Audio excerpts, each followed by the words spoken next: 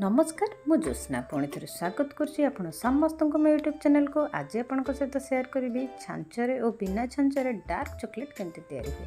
तो आरंभ करवा प्रथम गैस ऑन करी से गोटे छोट पैन दिंतु से दिंतु किसी पानी आउे गोटे बड़ पैन दिंतु आउ दिंतु हाफ कप बा 100 ml नड़िया तेल आ 50 ग्राम मिश्री पाउडर।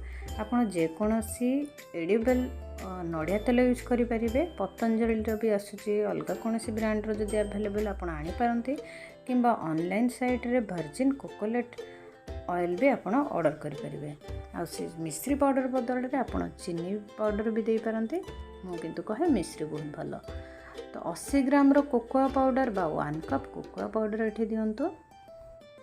यह चामच साहाय्य मिक्स कर दिंतु। बेले बेले आमको वेट लॉस जर्नी थिला बेले कि डाइट समय रे कि पोर्शन कंट्रोल समय मिठा खाया को बहुत इच्छा हुए, सुगर क्रेविंग हुए। तो आम फ्रिज खोली कौन भी मिठा खाईदे किंतु डार्क चॉकलेट गोटे बहुत बढ़िया ऑप्शन है। आप तैयारी करके फ्रिज भीतर रखु। केतबेले मिठा खाइबा इच्छा है 2टी छोट पीस नियंतु। छोट पिला माने भी यह खाई पारिबे। तो कोकोआ पाउडर मु हर्सेस रो नेइथिली, यह ऑनलाइन ऑर्डर करथिली। 100% कोकोआ यह अछि और या नेचुरल अनस्वीटेंड 225 ग्राम ओजन रो। तो आप अलग कौन से कंपनी भी ऑर्डर करिपारंती। देखते यार कंसिस्टेंसी केमती फ्लोई रही एमती कंसिस्टेंसी रखु। सिलिकॉन रो एमती गोटे मोल्ड नहीं जातु जदि आपन पाखरे अवेलेबल अच्छी। मिक्सचर को टोटल 2 भाग कर दिंतु। गोटे भाग आप मोल्ड दे दिंतु।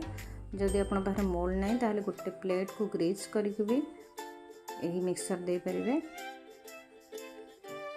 तो मुझे जो हाफ कर देती हाफ मिक्सचर रखी देछि बादाम चॉकलेट पे।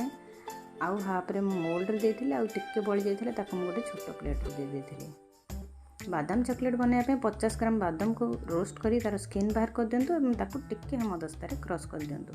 से मिक्सचर रे चामच साहाय्य भल भाव मिक्स कर दिंतु। मोल्ड रे दबा पूर्व कि जदि प्लेट रे बनाउछंती ताहले टिके फ्रिज रे रखि दिंतु। आ टिके सेट हो सारा पर चामच साहाय्य एमती प्लेट रे आपण देबे। से प्लेट को टिके पूर्व ग्रीच कर देबे। गोटे गोटे चामच देके एमती छोट छोट चॉकलेट बनांतु। मु किंतु मोल्ड रे तैयारी करछि तो मु सब कलेक्ट कर देछि सेही कंटेनर को आउथरे। एमती गोटे आइस ट्रे मो पाखरे थिला जहा सिलिकॉन रो। एमती आइस ट्रे गोटे अछि। तो सेठी गोटे गोटे चामच दिंतु। टोटाल 16टी कैविटी पैक हो जाता सब। तो 16टी चॉकलेट होता एमती सेट करके आपको टिके टैप कर दिंतु फ्रिज रे रखा पूर्व। बर्तमान सबको फ्रिज रे रखी सारा पर 3 ରୁ 4 घंटा पर मुझे बाहर कर देछि। देखंतु मोल्ड रे जो डार्क चॉकलेट करथली प्लेन ता केते बढ़िया हेछि, सेट हो जाइछि, पूरा हार्ड अछि आ खाइबा पई पूरा एलिजिबल हो जाइछि। तो आपन खाइबा समय 2टी छोट पीस एथरो नहीं बाहर कर परिबे, खाई परिबे। बर्तमान जो छोट प्लेट रे रखी थी ता भी एमती सुंदर भाव सेट हो जाइछि। आमे मोल्ड रू बाहर करवा। सिलिकॉन रो मोल्ड अछि सेते पई टाणी के आपण याको टिके बाहर कर परिबे। बढ़िया गोटे छोट बटकरा टाइप रो हेछि चॉकलेट। तो एमती टोटल 16टी चॉकलेट हेतिला। तो एमती 2टी पीस जदि आपण नियंती तो आपन को 15 ग्राम नियंती आपन को 100 कैलोरी और 1.11 ग्राम प्रोटीन मिलिबो।